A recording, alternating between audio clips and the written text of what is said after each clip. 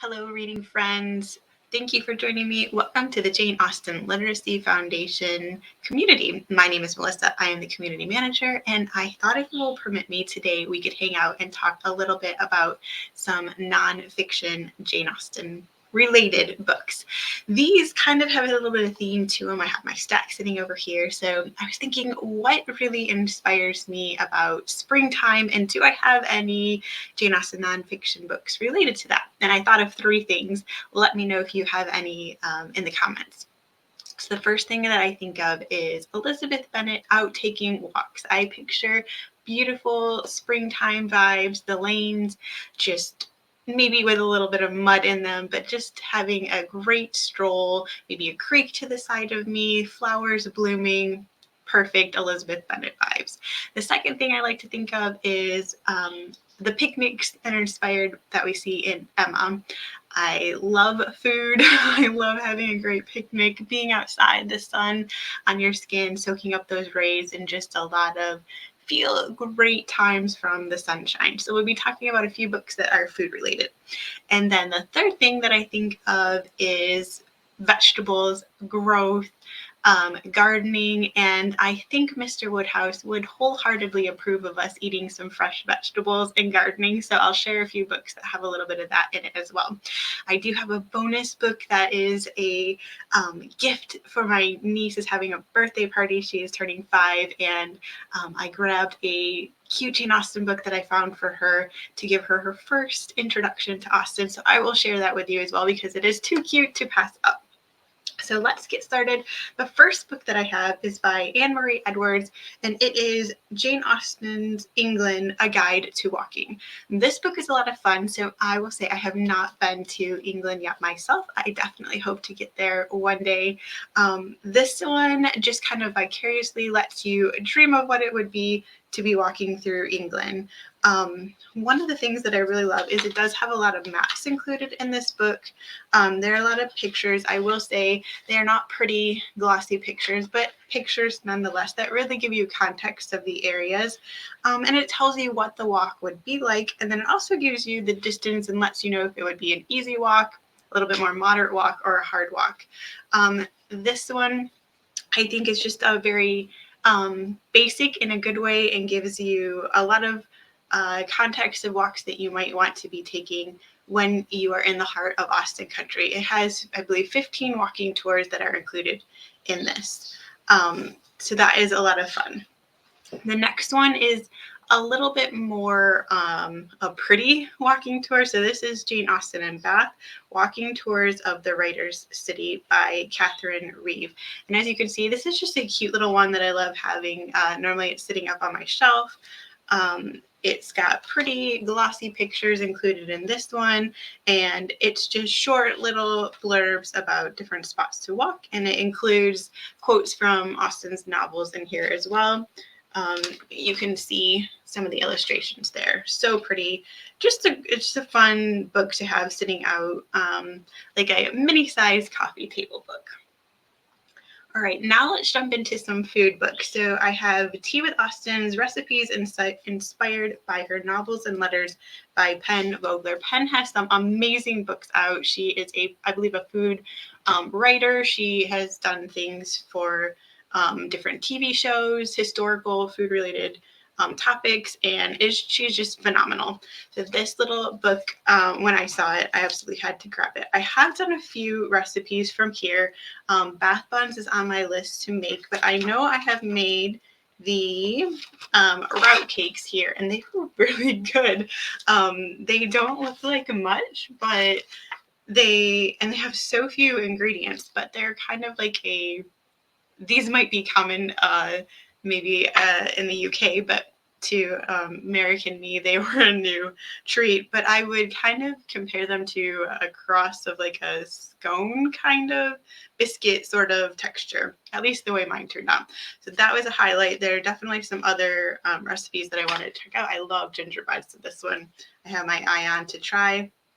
And she does give you little bits of, like, this one has a little bit from a letter of why it's included in the book. There's some strawberry tartlets that's perfect for upcoming season. So I would highly recommend this adorable little book. Next, we have Jane Austen's Table, Recipes Inspired by the Works of Jane Austen by Robert Tuesley. I apologize if I'm pronouncing that incorrectly, Anderson. And this is just a stunning book in itself. I would say that this one is obviously more like tea time treats, and this one is like the hearty dinner sort of things. We have Mrs. Thorpe's Veal Pie. We have cherry almond ice cream. So this is for the more experienced cook, or if you want to stretch yourself and try something new, Mr. Gardner's slow cooked fish. Definitely also has some cute little illustrations in here as well. This is laid out like a more traditional cookbook style. I have not tried any recipes from here because I am a bit intimidated, but I need to try something one of these days. Maybe that will be a video that we try together and see how it turns out. Pickled vegetable salad actually sounds like something I might be able to do. So maybe that will be a good summer recipe to try from here. Next, we have, moving on a bit from food, we have the Illustrated Letters of Jane Austen. This is not related to one of the three topics, but I just feel like this book screams spring, summer by the cover. It is just absolutely stunning. Another great one to have on your side table, coffee table, out where you can grab it. I feel like when the weather starts getting warmer and we get a lot more active doing things, it can be great to have books that are just around to grab, open them up, and read a few pages at a time, and then put them back down. And this book definitely satisfies that need. The things that I absolutely love about this book is the pictures and illustrations are stunning. And you'll see here, like you get this, there's so much on the page. So you will get historical context to the letters, and then the letters are included. So it is really a deep dive, and so much more than just reading through the letters. Each one is a standalone. If you want to learn a bit more about the time period, learn a bit more about what Jane was doing. I think it even has a context of her writing desk and where it might, you could order things at the time. Just there's so much to this book. It's like this little unassuming flip through that you will really learn a lot from. So I would highly, highly recommend this one. If you have felt intimidated previously by Jane Austen's letters, consider coming and joining us in the community. Each month, for community members, you will receive a narrated version of one of Jane Austen's letters. These are beautifully narrated by some of our favorite audiobook narrators that we have in the Jane Austen world, so they might be familiar to you already, but it really makes them accessible and they really come alive. So that's a treat if you want to dive into Austen's letters more. I think it kind of makes me think letters and like postcards of people writing. I miss that little bit of nostalgia. All right, next, let's transition over to talking about gardens. I don't know about you. Do you have a green thumb? Because I definitely do not have a green thumb, but I always want to every year plant flowers and plant vegetables, and it just sounds like the perfect idea when I feel very much in the spring mood, but they do not always turn out. So I have learned to temper my expectations, and I go now with more what would be called in the style of a kitchen garden. So that's growing herbs, more potted things, much more manageable, and things normally turn out okay. I heard Kim Wilson, who we'll be discussing for the next 3 books, I heard her give a speech, a talk on kitchen gardens and in relation to the Regency era and what they would have been growing, and it was just phenomenal. She actually shared how to do it in planters if you only have a small garden space, how to kind of adapt it to your lifestyle, and it really inspired me. That was probably about 4 years ago now that I heard her give that talk, and it has still stuck with me today. So the 3 books that Kim has, the first one is In the Garden with Jane Austen. These might be a little bit harder to find. You might have to do a little bit of digging for used copies. but they are well worth the hunt if you can find them.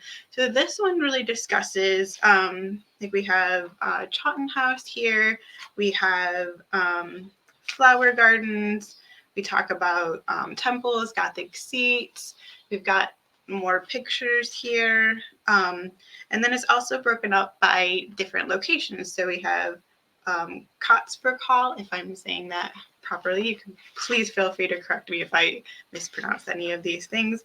And then we have city gardens. You can see how stunning the illustrations are on this page. Just a really, really fun read overall. And I think if you are looking for a little inspiration of maybe what you want to plant for yourself, this is the book to go to. All right, moving back a little bit to food. Next, we have Tea with Jane Austen by Kim Wilson.